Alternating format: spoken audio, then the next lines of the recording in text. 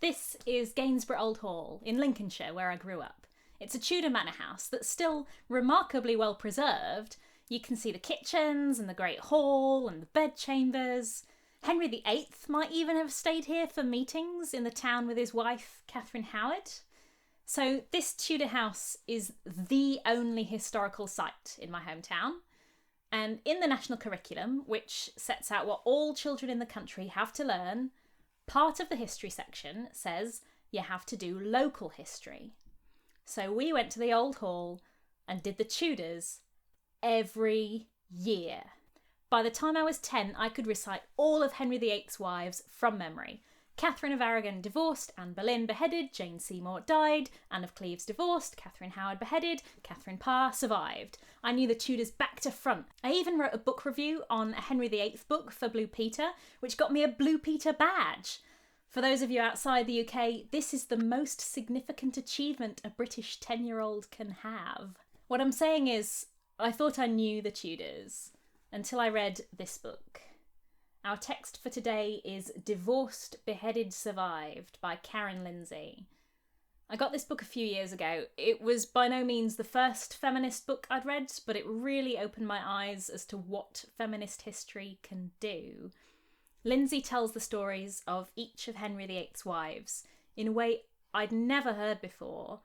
They all get backstories, which you never hear about normally. And she also tells the story of their lives with emphasis on the powerful women of the period. So Cardinal Wolsey and Thomas Cromwell become kind of side characters, and instead the exploits of the women at court drive the story. And not just the wives, she takes time to explain Anne Askew and Catherine Willoughby and Mary Tudor. Of course, telling a story entirely through the female characters is no more complete than a story that only talks about the men. But what I realised reading this book is the story I thought I had, the story I thought was complete, was only about the men. In particular, today I want to talk about Anne Boleyn, who I was taught was a dark-eyed witchy temptress who was so sexy that the king threw over his church for her. Lindsey argues that her story can be read very differently. Let's get started. We don't know when exactly Anne Boleyn is born. Something that always amazes me every time I read about this period is how little written information survives, but it's somewhere between 1501 and 1507. She spends her teenage years at the Burgundian and then the French court, both considered highly artistic, intellectual and sophisticated. She meets powerful women like Margaret of Austria and Henry's own sister, Mary Tudor. She learns good manners, French, music, dancing. In 1521, she comes back to England to join Queen Catherine of Aragon's court as a lady-in-waiting. Sidebar.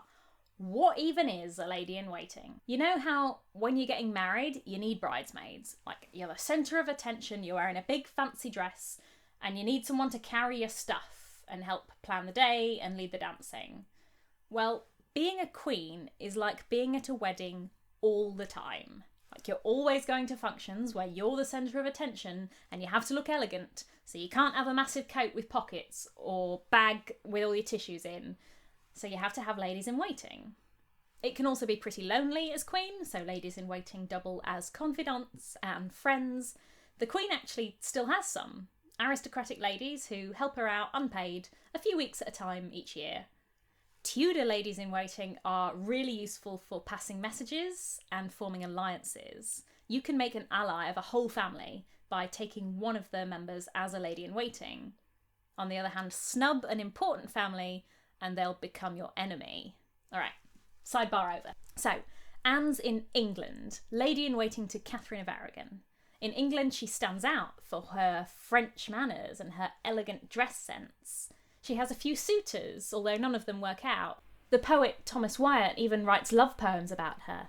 Noli mi tangere, for Caesar's I am, and wild for to hold, though I seem tame. By the way, you'll sometimes hear that she has like an ugly cyst on her neck or a sixth finger. Neither of them are ever reported during her lifetime, even by people who were her enemies. And it's here at court that King Henry first begins to notice Anne. We don't know exactly when it happens, but we do know that when he tries to make her his mistress, she refuses. We still have some of his love letters from this period, and several of them complain about her not answering his letters. It is absolutely necessary for me to obtain this answer, having been for above a whole year stricken with the dart of love, and not yet sure whether I shall fail of finding a place in your heart and affection, which last point has prevented me for some time past from calling you my mistress. And it's here where Lindsey makes an interesting argument that I'd never heard before. She says, there's only one reason the Queen's lady-in-waiting would ignore the King's letters. She wasn't interested, but she couldn't say so directly to his face. Nevertheless, Henry carries on sending her these letters for years. Today, we have a term for pestering someone and refusing to take no for an answer. Sexual harassment. Particularly odious for coming from the most powerful man in the country to his literal servant. But such ideas don't exist in the Tudor court. She dodges his advances, even stays away from court, but doesn't dare reject him openly. But it's around this time that Henry and Catherine's marriage starts to break down. Something else I didn't realise about this period when I learned it in school is the timescales involved. When you read about Henry VIII's wives, they're often presented more or less equally, as though they were all married to him for about the same length of time. But Catherine of Aragon's marriage to Henry lasts 24 years, longer than all the other marriages combined. They married as teenagers, and given the shorter lifespans of the time, they'd practically grown old together. And for a long time they get on really well. They both love religious study and dancing, jousts, masques, banquets. Henry particularly likes disguising himself among the court. Once, he bursts into Catherine's apartments with a band of fellows dressed as Robin Hood and his merry men, demanding alms for the poor.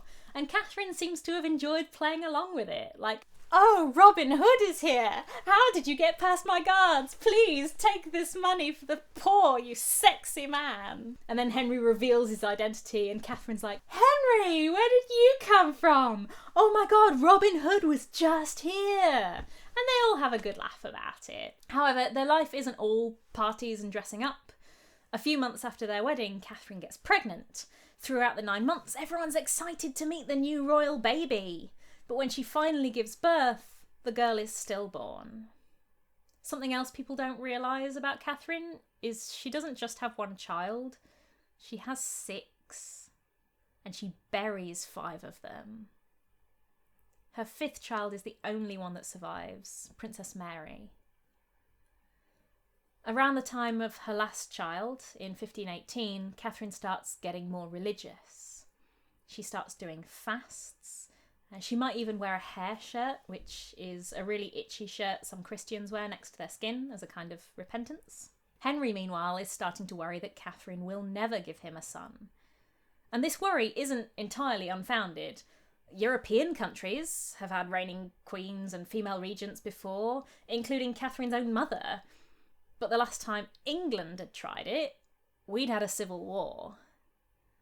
And before Henry's dad was king, there'd been another civil war. It isn't unreasonable of Henry to wonder if the English will ever accept a female queen in her own right. Although now we know it's pretty ironic, given that all 3 of Henry's children will get to wear the crown at some point, and it's one of his daughters that is considered by far the most successful. Henry's mistress, Bessie Blount, gives birth to a healthy boy called Henry Fitzroy, so Henry thought he can't be the problem, it must be something else. It must be someone else. By 1525, he and Catherine are no longer having sex. So sometime around this point, Anne decides that if Henry won't leave her alone, if she has to be with him, it must be as a wife, rather than as a mistress. By 1527, Henry is actively researching ways out of his marriage, and he finds one in Leviticus, which states that the man who marries his brother's wife will be childless. Catherine had very briefly been married to his older brother before he died. Henry ignores the fact that he has, in fact, had 6 children by Catherine, including a healthy girl. In June, he tells Catherine that he believes the marriage is unlawful and they can no longer live as man and wife. she should choose a palace to retire to. But it's clear to people around him he really just wants to get her out of the way so that he can marry Anne Boleyn. Anne stops serving as a lady-in-waiting, which was frankly getting pretty awkward, and Henry gives her her own apartments in Greenwich Palace. By contrast, he sends Catherine away from court, first to Windsor Castle and then to other palaces further and further from London. He forbids her from seeing her daughter, and he returns presents she sends him. He forces her to give up the jewels that came with her position as Queen of England, and instead they're given to Anne. Anne is even given a whole palace, where Downing Street is today, called Whitehall. And Anne in turn starts suggesting books for Henry to read. Subversive books.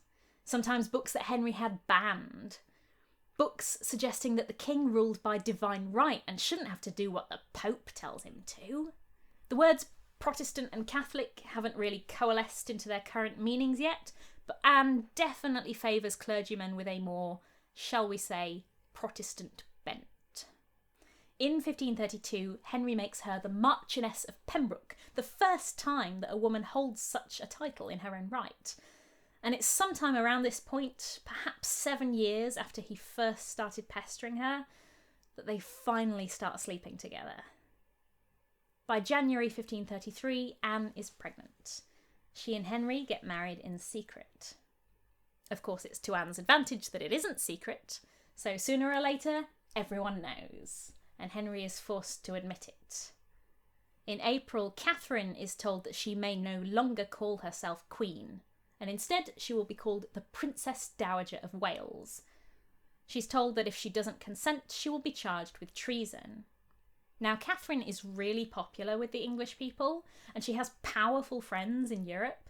People even write to her and offer to start a war on her behalf, but she declines, saying it would be a sin against the law and against my lawful husband.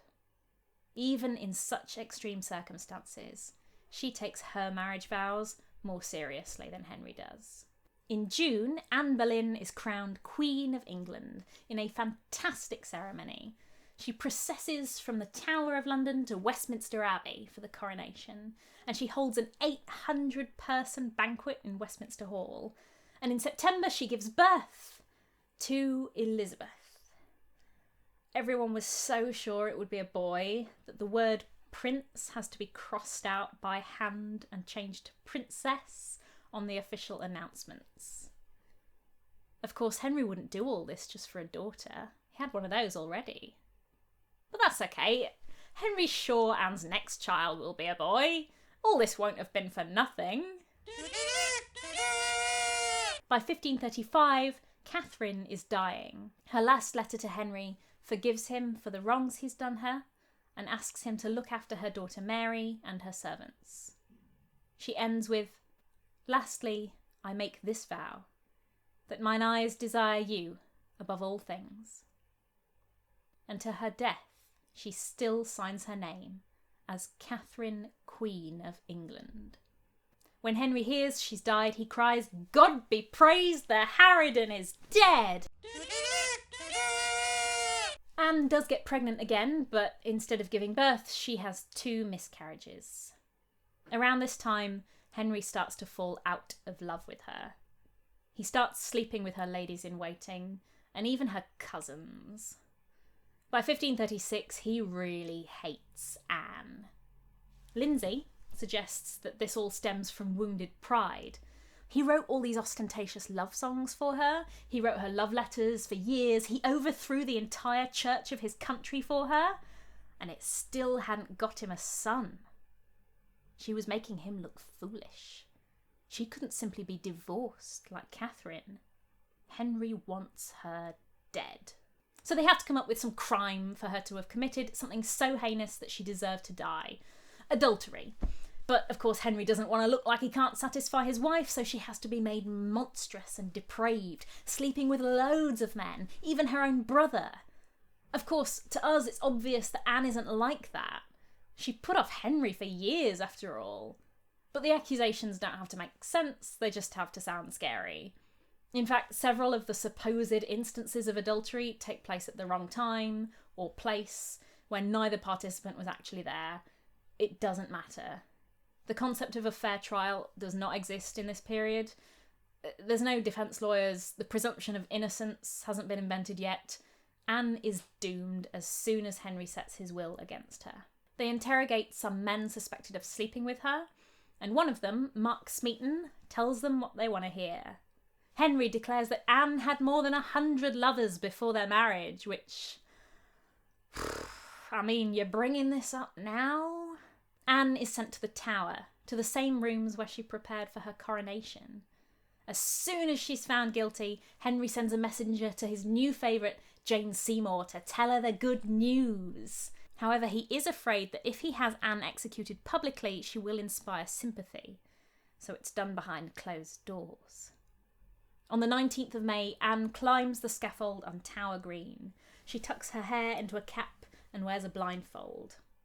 She calls Henry a good, gentle and sovereign lord, but doesn't admit to doing anything wrong herself.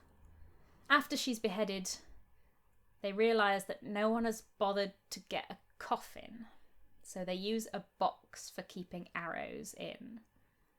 She's buried in the Tower. If you go to the Tower of London today, into their chapel, you'll see a memorial tablet on the floor to Anne Boleyn, but it doesn't mark her exact grave. In fact, although she was Queen of England for 3 years, no one knows exactly where she was buried. So, this story of Anne Boleyn ends where it began, unmarked and unremarked upon.